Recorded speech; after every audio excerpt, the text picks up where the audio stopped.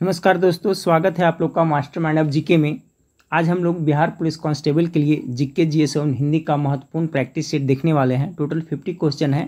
सभी क्वेश्चन है जो सिलेबस के अनुसार है, तो आप लोग पूरा वीडियो जरूर देखिएगा। देखिए समय बहुत अब कम है, आप लोग के गिने चुने दिन बचे हैं और आपको ज़्यादा से ज़्यादा पढ़ना है, ठीक है फ्रेंड्स, क्योंकि इस बार 700 क्वेश्चन छपेंगे, ठीक है। तो कौन सा क्वेश्चन आपके सेट में आएगा फ्रेंड्स, इसकी कोई गारंटी नहीं है, इसलिए हर एक विषय में ज़्यादा से ज़्यादा सिलेबस कवर करें, ठीक है। चलिए वीडियो को शुरू करते हैं। जो वीडियो को लाइक नहीं किए फ्रेंड्स, वीडियो को लाइक कर दिए और चैनल पर पहली बार विजिट कर रहे हैं तो चैनल को सब्सक्राइब कर बेल आइकन को दबा दीजिएगा। आप लोग गेस करते चलिएगा फ्रेंड्स, मैं क्वेश्चन पढ़ूंगा उसका आंसर, उसके बाद मैं आंसर बताऊंगा, उससे मिलान करते चलिएगा। इससे आपका तैयारी का लेवल पता चलेगा। आज का पहला सवाल आप लोग के सामने है, अणु में उपस्थित परमाणुओं की संख्या क्या कहलाती है। पहला का करेक्ट आंसर क्या हो जाएगा, तो अणु में उपस्थित परमाणुओं की संख्या क्या कहलाती है, तो परमाणुकता कहलाती है। ऑप्शन नंबर सी पहला का करेक्ट आंसर हो जाएगा, ठीक है फ्रेंड्स। देखिए परमाणु होता है फ्रेंड्स, तो परमाणु में क्या होता है कि परमाणु में आपका है जो नाभिक में क्या रहता है, तो न्यूट्रॉन और प्लस क्या होता है, प्रोटॉन होता है। इलेक्ट्रॉन क्या होता है, बाहरी कक्षा में घूमते रहता है। तो इससे भी क्वेश्चन पूछा जाएगा बिहार पुलिस में कि परमाणु के नाभिक में क्या होता है, तो न्यूट्रॉन प्लस प्रोटॉन होता है। और इसी दोनों के जोड़ देते हैं फ्रेंड्स, तो क्या निकल जाता है आपको, द्रव्यमान संख्या निकल जाता है। तो आप लोग याद रखिए, द्रव्यमान संख्या बराबर क्या होता है, न्यूट्रॉन के जोड़ न्यूट्रॉन प्लस प्रोटॉन, ठीक है। यानी द्रव्यमान संख्या बराबर क्या होता है, तो न्यूट्रॉन प्लस प्रोटॉन, ये आपका फार्मूला है, इससे क्वेश्चन पूछा जाता है, तो आप लोग याद रखिएगा। चलिए अगला सवाल को लेते हैं। दूसरा नंबर सवाल है आपका, ओजोन क्या है। दो का करेक्ट आंसर क्या होगा, गेस करते चलिएगा। तो क्या होगा फ्रेंड्स, ओजोन क्या है, तो ये ओजोन का सूत्र आप लोग को पता होगा फ्रेंड्स, O3। तो क्या है, ये अपरूप है, इसके अंतर्गत आता है, अपरूप के अंतर्गत आता है। ये किसका अपरूप है, तो ये ओजोन है जो ऑक्सीजन का अपरूप है। ऑप्शन नंबर सी इसका करेक्ट आंसर होगा। चलिए अगला सवाल को देखते हैं। अगला सवाल आपका है फ्रेंड्स, 3 नंबर सवाल आपका है कि केंद्रीय विधानसभा का प्रथम भारतीय अध्यक्ष थे, ठीक है फ्रेंड्स। देखिए इसके पहले बार जो आपका बिहार पुलिस का हुआ था फ्रेंड्स, तो प्रथम चुनाव आयुक्त के बारे में क्वेश्चन पूछा गया था, जो कैंसिल हुआ था एग्जाम, उसमें तो इस तरह का क्वेश्चन पूछा जा सकता है। तो 3 का करेक्ट आंसर क्या होगा, केंद्रीय विधानसभा का प्रथम भारतीय अध्यक्ष कौन थे, तो 3 का correct answer option number B होगा, विट्ठल भाई पटेल। चौथा नंबर सवाल है, किसके रिपोर्ट को भारतीय शिक्षा का मैग्ना काटा जाता है। बहुत ही इंपॉर्टेंट सवाल है, गेस करते चलें। तो 4 नंबर सवाल का करेक्ट क्या आंसर हो जाएगा, तो 4 का करेक्ट आंसर हो जाएगा ऑप्शन नंबर सी, ठीक है। चार्ल्स वुड आयोग। चार्ल्स वुड आयोग ने प्राथमिक शिक्षा से लेकर विश्वविद्यालय स्तर की शिक्षा के लिए क्या फ्रेंड्स एक व्यापक योजना बनाई थी और इस पर बहुत ही अच्छा काम किया था, इसलिए भारतीय शिक्षा का इसे मैग्ना काटा कहा जाता है, ठीक है फ्रेंड्स। और ये आपका चार्ल्स वुड, ये वुड डिस्पैच कब लाया गया था फ्रेंड्स, आपको पता होगा, तो 1854 ईस्वी में, ठीक है। एक वुड डिस्पैच के नाम से आप लोग को पता होगा, तो कितना में आया था ये पूछा जाता है, तो 1854 में वुड डिस्पैच लाया गया था। तो ये भी आप लोग याद रखिएगा। अगर भारत में अंग्रेजी शिक्षा का प्रचलन का श्रेय किसे दिया जाता है फ्रेंड्स, तो लॉर्ड मैकाले को, क्योंकि फ्रेंड्स लॉर्ड मैकाले की सिफारिश पर ही लॉर्ड विलियम बेंटिंक ने भारत में अंग्रेजी शिक्षा लागू किया था।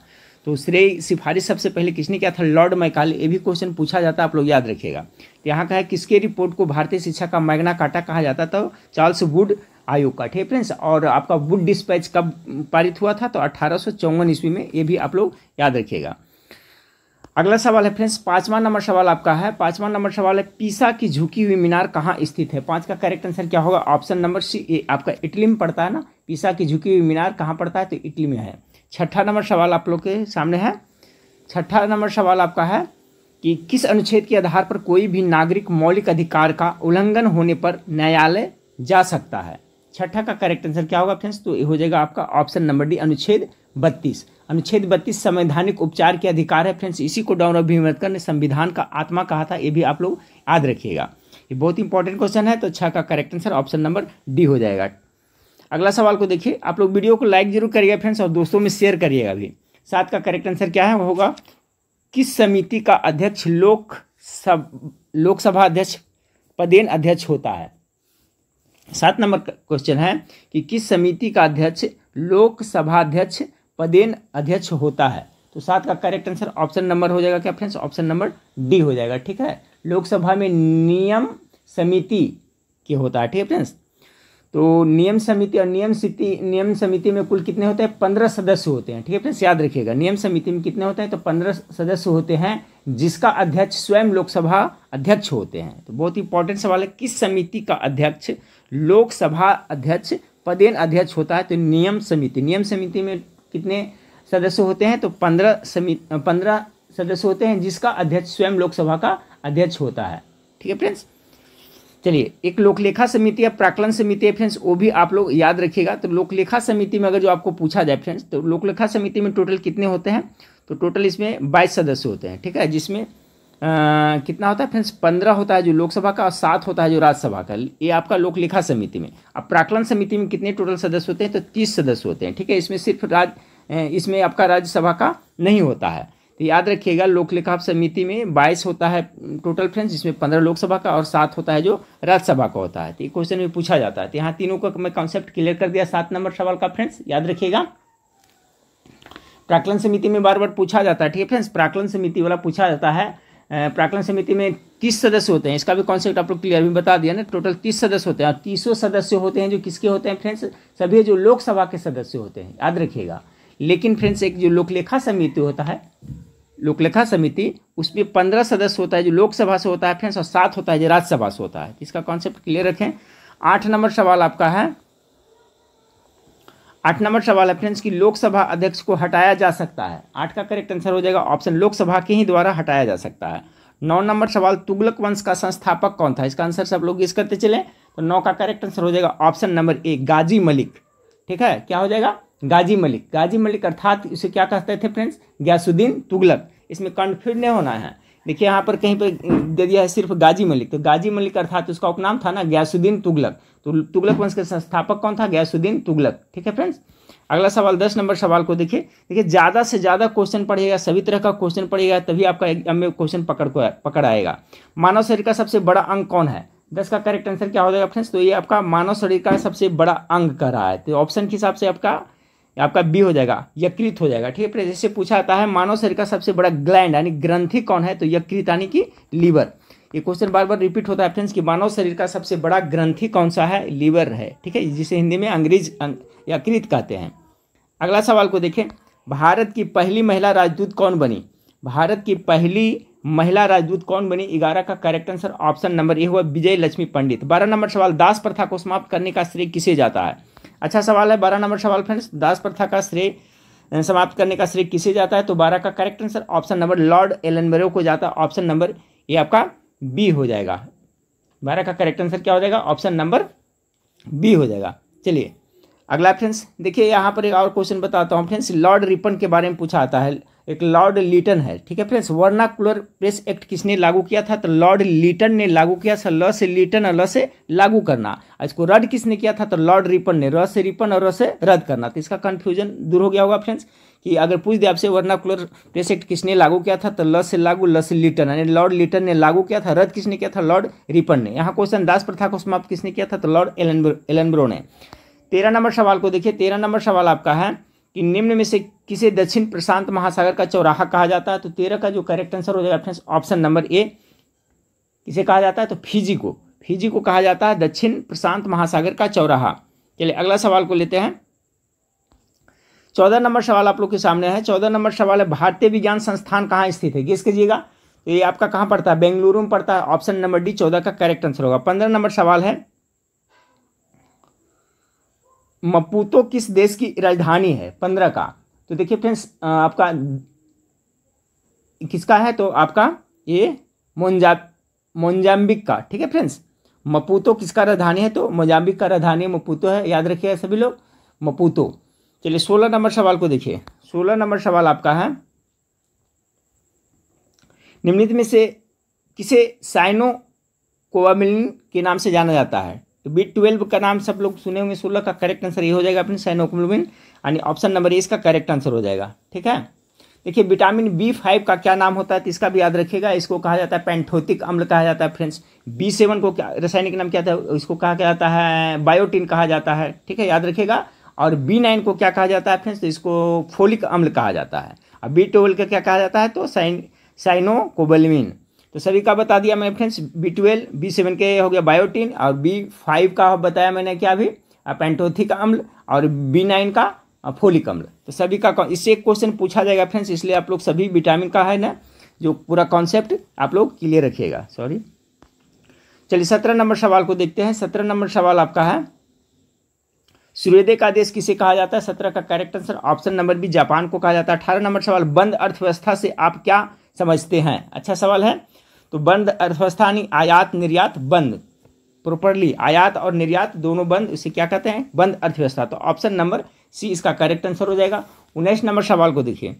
19 नंबर सवाल आपका, नाटो के 31वां सदस्य देश किसे बनाया गया है? नाटो का।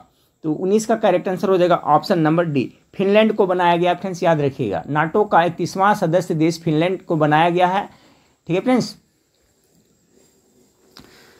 जबकि इसके पहले फ्रेंड्स आपका जो बना था 2019 में बना था, जो आपका उत्तरी मैसेडोनिया है, जो नाटो का 30वां सदस्य बना था। ठीक है फ्रेंड्स, 31वां सदस्य है जो आपका फिनलैंड है। अगला सवाल को देखिए, गंगा की सबसे बड़ी सहायक नदी कौन सी है? तो चलिए गेस करिएगा। 20 नंबर सवाल का correct answer option number Yamuna हो जाएगा। ठीक है, गंगा का सबसे सहायक नदी कौन है? तो यमुना नदी है। अगला सवाल देखें, 21 नंबर सवाल आपका है कि मेरियाना ट्रेंच किस महासागर में स्थित है? ये पहले क्वेश्चन भी मैं करवा चुका हूँ, मेरियाना ट्रेंच। तो 21 का करेक्ट आंसर हो जाएगा प्रशांत महासागर में, जिसकी गहराई की बात की जाए फ्रेंड्स तो आपका 11,022 मीटर है। ठीक है, इसकी जो गहराई है तो कितना है? 11,000 इकाई दहाई सैकड़ा हजार 11,000 कितना 22 मीटर है। ठीक है फ्रेंड्स, इसको किलोमीटर में कन्वर्ट करिएगा तो 11 पॉइंट समथिंग हो जाएगा। तो याद रखिएगा, जो मेरियाना ट्रेंच है जो पृथ्वी पर का सबसे गहरा भाग है, ये आपका कहाँ पड़ता है? तो प्रशांत महासागर में पड़ता है।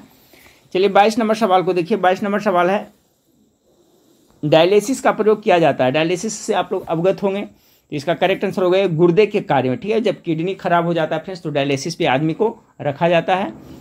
तो इससे संबंधित है, गुर्दे से यानी किडनी से।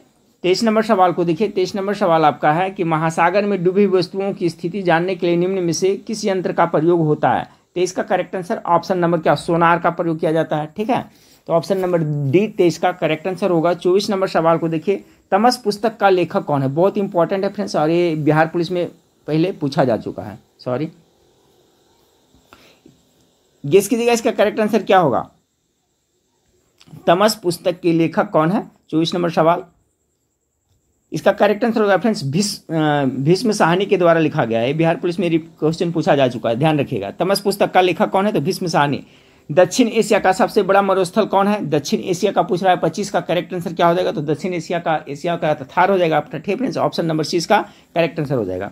चलिए 26 नंबर सवाल देखिए। 26 नंबर सवाल आपका है कि जोगनी नृत्य उत्तर प्रदेश के मुख्य रूप से किस क्षेत्र का लोक नृत्य है? तो 26 का जो करेक्ट आंसर हो जाएगा ऑप्शन नंबर डी, ये लखनऊ का है। ठीक है फ्रेंड्स, जोगनी नृत्य उत्तर प्रदेश का मुख्य रूप से लखनऊ क्षेत्र का लोक नृत्य है।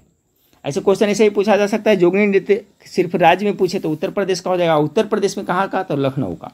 अगला फ्रेंड्स, कर्मा उत्तर प्रदेश के किस क्षेत्र का लोक नृत्य है? ये भी क्वेश्चन पूछा जाता है फ्रेंड्स। सॉरी, कर्मा के बारे में पूछा जाता है।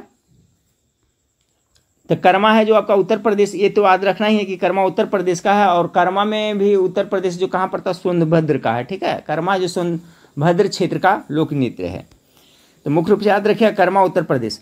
अगला है फ्रेंड्स, कंप्यूटर में पासवर्ड सुरक्षा कहलाता है। कंप्यूटर से क्वेश्चन है। तो 28 नंबर सवाल का correct answer option number C, तंत्र के अनाधिकृत अभिगमन से। 28 का जो करेक्ट आंसर हो जाएगा ऑप्शन नंबर सी। अच्छा सवाल है, कंप्यूटर में पासवर्ड सुरक्षा कहलाता है, तो 28 का correct answer option number C हो जाएगा। इसमें हिंदी के भी 10 क्वेश्चन देखेंगे फ्रेंड्स लास्ट में। 29 नंबर सवाल को देखिए। 29 नंबर सवाल आपका है कि उत्तर प्रदेश का राज्य पक्षी है, तो 29 का करेक्ट आंसर क्या हो जाएगा? ऑप्शन नंबर बी, सारस है। ठीक है फ्रेंड्स, उत्तर प्रदेश का राज्य पक्षी क्या है? तो सारस है। और आपका बिहार का तो आप लोग को पता होगा फ्रेंड्स, क्या है? गौरैया है। हाँ फ्रेंड्स, तो सवाल नंबर 30 देखें, जर्मन साम्राज्य की स्थापना किसने की थी? इसका करेक्ट आंसर क्या हो जाएगा? ऑप्शन नंबर 1, काउंट बिस्मार्क ने। क्वेश्चन ऐसे ही पूछा था, बिस्मार्क कहाँ का रहने वाला था? तो वह कहाँ का था? जर्मनी का रहने वाला था। तो 30 का correct answer option number A हो जाएगा। 31 नंबर, कन्फ्यूशियस कौन था? ये देखिए वर्ल्ड हिस्ट्री से क्वेश्चन है आपका। बिहार पुलिस में वर्ल्ड हिस्ट्री से क्वेश्चन आपको पूछा जाएगा। ठीक है, प्रथम विश्व युद्ध कब हुआ था, द्वितीय विश्व युद्ध कब हुआ था, तत्कालीन कारण क्या था, ये सब कॉन्सेप्ट आप लोग क्लियर रखिएगा। 31 नंबर सवाल का करेक्ट आंसर हो जाएगा फ्रेंड्स आपका ऑप्शन नंबर बी हो जाएगा। एक चीनी दार्शनिक था। कन्फ्यूशियस कौन था? तो एक चीनी दार्शनिक था। 31 का correct answer option number B हो जाएगा। 32 नंबर सवाल देखिए। 32 नंबर सवाल आपका है कि टेनिस में हार्ड कोर्ट वह कोर्ट होता है जिसकी सतह से बनी होती है। तो आपका 32 का करेक्ट आंसर है कंक्रीट की बनी होती है। ठीक है फ्रेंड्स, टेनिस में जो हार्ड कोर्ट वह कोर्ट होता है जो किससे बनी होती है, तो कंक्रीट से बनी होती है। आपका 32 नंबर सवाल का ऑप्शन नंबर एक करेक्ट आंसर हो गया। चलिए 33 नंबर सवाल देखिए। 33 नंबर सवाल आपका है, केंद्र सरकार द्वारा निम्न में से किस कृषि उत्पाद के लिए न्यूनतम समर्थन मूल्य घोषित नहीं किया जाता है। अच्छा सवाल है 33 का। तो देखिए किसके लिए नहीं किया जाता है न्यूनतम मूल्य, तो गन्ना के लिए। ऑप्शन नंबर ए इसका करेक्ट आंसर हो जाएगा। 34 नंबर सवाल को देखिए। 34 नंबर सवाल आपका है, भारतीय क्रिकेट टीम की चयन समिति का अध्यक्ष किसे नियुक्त किया गया है। तो 34 का करेक्ट आंसर क्या हो जाएगा फ्रेंड्स, 34 का correct answer option number D Ajit Agarkar को। अगला सवाल को देखिए 35 नंबर सवाल को देखिए। 35 नंबर सवाल आपका है कि 3 जनवरी 2023 को 108वीं भारतीय विज्ञान कांग्रेस का आयोजन कहाँ हुआ था। जगह का नाम आपको पूछा जा रहा है, तो 35 का ये correct answer option number A Nagpur में हुआ था। अगला सवाल देखिए 36 नंबर सवाल, अप्रैल 2022 को 64वें ग्रैमी अवार्ड्स 2022 में किसे album of the year award प्रदान किया गया। 36 का correct answer option number C होगा, VR को प्रदान किया गया था। अगला सवाल 37 नंबर सवाल देखिए, सब करंट अफेयर से है कि जुलाई 2023 में कौन सा देश संघाई सहयोग संगठन का नया अस्थायी सदस्य बना। 37 का correct answer option number B हो जाएगा, ईरान हो जाएगा। ठीक है। 38 नंबर सवाल देखिए। 38 नंबर सवाल आपका है, गणतंत्र दिवस परेड 2023 में किस राज्य की झांकी को सर्वश्रेष्ठ घोषित किया गया था। बहुत अच्छा सवाल 38 का। तो देखिए जो गणतंत्र दिवस के परेड 2023 में हुआ था उसमें उत्तराखंड का, याद रखिएगा, उत्तराखंड की झांकी को सर्वश्रेष्ठ घोषित किया गया था, इसलिए 38 का correct answer option number A हो जाएगा। 39 नंबर सवाल को देखिए। 39 नंबर सवाल आपका है, इंटरनेट की सेवा को जो ऑडियो एवं वीडियो वार्तालाप प्रदान करती है कहते हैं, इसे क्या कहते हैं। 39 का करेक्ट आंसर ऑप्शन में वीडियो कॉन्फ्रेंसिंग कहते हैं। ठीक है, ऑडियो और वीडियो दोनों आता है तो क्या होगा, वीडियो कॉन्फ्रेंसिंग हो जाएगा। 40 नंबर सवाल को देखिए। 40 नंबर सवाल आपका है कि Indian Institute of Sugar Technology Uttar Pradesh के किस शहर में स्थित है। तो 40 का करेक्ट आंसर हो जाएगा ऑप्शन नंबर ए, कानपुर में है। चलिए 40 देख लें फ्रेंड्स। अब हिंदी के 10 प्रश्न को देख लेते हैं। हिंदी का 10 प्रश्न आप लोग के सामने है, देखें। आप लोग गेस करते चलिएगा। हिंदी में 10 का 10 आप लोग का सही होना चाहिए कम से कम, नहीं तो 8 तो जरूर सही होना चाहिए। आंसर मिलाते चलिएगा। भारतीय आर्य भाषा में ट वर्ग की ध्वनियाँ किसकी देन है। 41 का करेक्ट आंसर क्या होगा, तो देखिए ट वर्ग की ध्वनियाँ द्रविड़ भाषा की देन है, ऑप्शन नंबर एक करेक्ट आंसर। 42 निम्नलिखित वर्णों में से कौन सा वर्ण महाप्राण है। 42 का करेक्ट आंसर क्या होगा, ऑप्शन नंबर क ग ट ख, ऑप्शन नंबर सी होगा। देखिए महाप्राण पकड़ने का एक तरीका है फ्रेंड्स, ये महाप्राण को बोलिए, प्राण मतलब क्या होता है, वायु होता है। तो ये बोलिएगा ना तो मुंह से क्या वायु निकले, इसे क बोलिए। देखिए क बोल के देखिए, क में नहीं निकलेगा, ग में भी नहीं निकलेगा, ख बोलिए, ख बोलिए, देखिए ख बोलिएगा तो देखिएगा आपका वायु बाहर निकलेगा, ट में भी नहीं निकलेगा। तो इस तरह से आप पकड़ सकते हैं। ठीक है, अच्छा ट्रिक है। तो जब भी महाप्राण के बारे में पूछे फ्रेंड्स तो वो शब्द को देख लीजिएगा, इस सबको एक बार आप लोग ट्राई करिए। क नहीं आता है, ग वायु बाहर नहीं जाता है, ख बाहर आता है, ठीक है, घ वाह तो वो भी हो जाएगा महाप्राण। तो जौन जौन शब्द बोलिएगा अगर वायु बाहर आता है तो महाप्राण होता है। तो इस तरह से मैं पकड़ता हूं, तो ऑप्शन नंबर सी इसका करेक्ट आंसर हो जाएगा। 43 नंबर सवाल को देखिए। 43 नंबर सवाल आपका है, नीचे दिए गए समासिक शब्दों में से कौन सा नए समास का उदाहरण है। 43 का करेक्ट आंसर हो जाएगा ऑप्शन नंबर ए, अनिष्ट। ठीक है, नए समास का रहा ना तो आपका नेगेटिव अनिष्ट हो जाएगा। 44 सुंदर का विपरीत शब्द कौन सा होगा। 44 का करेक्ट आंसर हो जाएगा कुरूप। सुंदर का विलोम शब्द क्या होता है, कुरूप। अगला सवाल 45, इसी तरह से हिंदी का ज़्यादा हार्ड क्वेश्चन नहीं पूछेगा। जो तर्क के आधार पर सही सिद्ध हो उसके लिए एक शब्द क्या होगा। तो तर्क संगत होगा या तार्किक होगा, गेस कीजिए। 45 का क्या होगा, तर्क संगत हो जाएगा, ऑप्शन नंबर बी। प्रतिदिन होने वाला वाक्य के लिए एक शब्द क्या है। तो प्रतिदिन होता है उसे क्या कहेंगे, प्रभात कहेंगे, सुप्रभात कहेंगे या दैनिक कहेंगे। प्रतिदिन 46 का देखिए अच्छा सवाल है, प्रतिदिन है, प्रत्येक दिन है, दैनिक। ठीक है, ऑप्शन नंबर सी इसका करेक्ट आंसर हो जाएगा। 46 नंबर क्वेश्चन देख लीजिए। चलिए 47 नंबर सवाल देखते हैं। 47 नंबर सवाल आपका है, स्वरों के सिरे पर लगाने वाले बिंदु को क्या कहते हैं। 47 का करेक्ट आंसर हो जाएगा ऑप्शन नंबर डी, इसको क्या कहते हैं, अनुस्वार कहते हैं। ज्ञ वर्ण किन वर्णों के संयोग से बना, देखिए ये भी पढ़ा चुका हूँ फ्रेंड्स। ज्ञ संयोगी छ, ये संयुक्त व्यंजन वर्ण का उदाहरण है। तो 48 का जो करेक्ट आंसर होगा ऑप्शन नंबर ए हो जाएगा। ठीक है, ज और न्यो के मिलने से बनता है। ठीक है फ्रेंड्स, तो इसका करेक्ट आंसर हो जाएगा जो आपका ऑप्शन नंबर एक करेक्ट आंसर होगा 49 का।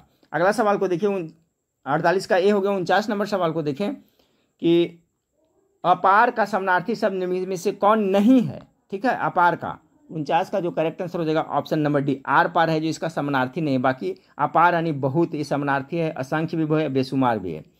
चलिए अगला 50 और 51 क्वेश्चन नंबर देखते हैं। दो ही सवाल है। फिर निम्नलिखित शब्दों में से चार चार संधि विच्छेद दिए गए हैं, उचित विकल्प का चयन करें।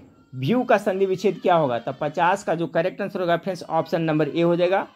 और चलिए आज का लास्ट सवाल देखते हैं। नाविक का संधि विच्छेद क्या होगा? बहुत इंपॉर्टेंट है, तो इसका होगा 9 जोड़ इक हो जाएगा। 9 जोड़ इक यानी 51 का जो करेक्ट आंसर है ऑप्शन नंबर इसका डी इसका करेक्ट आंसर होगा। ठीक है फ्रेंड्स, इसका क्या हो जाएगा 9 जोड़ इक। ठीक है फ्रेंड्स, तो चलिए नेक्स्ट वीडियो में फिर मिलते हैं। देखने के लिए थैंक यू, धन्यवाद।